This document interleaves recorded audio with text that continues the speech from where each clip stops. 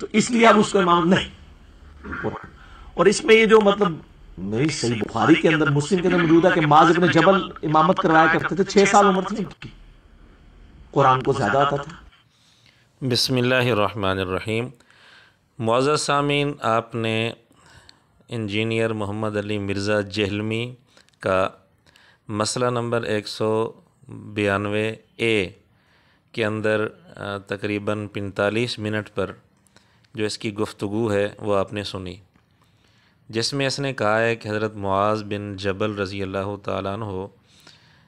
6 سال کی عمر میں امامت کرایا کرتے تھے، اور اس نے بخاری کا نام بھی لیا ہے، جبکہ حقیقت یہ ہے کہ 6 سال کی بات، یعنی 6 سال کی عمر میں ان کا امام بننے کا تذکرہ اور اس کی صراحت بخاری میں بھی نہیں ہے اور کسی بھی حدیث کی کتاب کے اندر نہیں ہے، بلکہ